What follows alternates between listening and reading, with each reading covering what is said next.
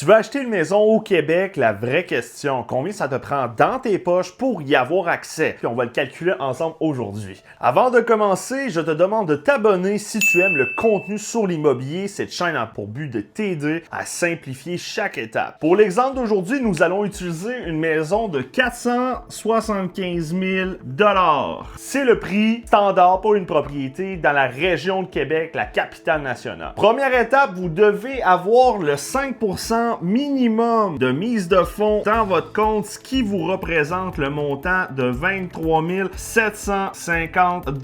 Donc, premier fait, mise de fonds, 23 750 $. Ensuite, puisque tu mets moins de 20% de mise de fonds, tu as ce qu'on appelle la prime SCHL. La bonne nouvelle, c'est qu'elle s'ajoute à ton prêt chez la banque. La mauvaise, mais que personne te dit, c'est qu'elle est taxable. Donc, là-dessus, tu dois ajouter la taxe à payer chez le notaire de 9% du montant. Donc, dans ce cas-ci, ça représente environ 1800 $ que vous devez payer chez le notaire. Maintenant, nous arrivons à la partie que les gens oublient complètement. Première inspection. Ça, c'est environ 800 $ qu'on vient rajouter durant le processus d'achat. Par la suite, nous avons le notaire qui est aux frais de l'acheteur. Ça, c'est environ 2800. Ça peut même aller jusqu'à 3000 $. Par la suite, nous arrivons à la fameuse taxe de bienvenue que vous devez payer en tant qu'acheteur pour avoir acquis votre propriété.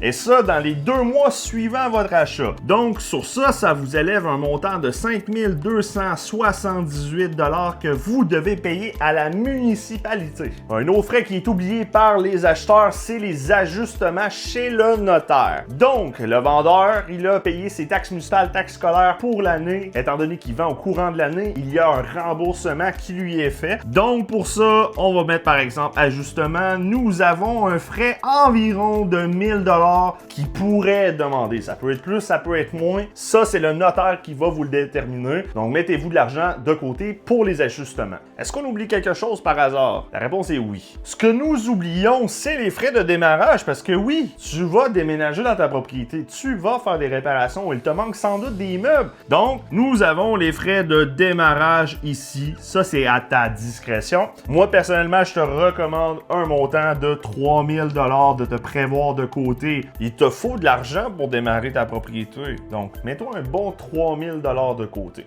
Donc, pour répondre à ta fameuse question, combien ça coûte acheter une maison au Québec? Dans ce scénario, ça ne coûte pas simplement le 5% de mise de fonds. Nous avons un total approximatif de 38 000 $ qu'il te faut mettre de côté pour acheter une propriété de 475 000 $.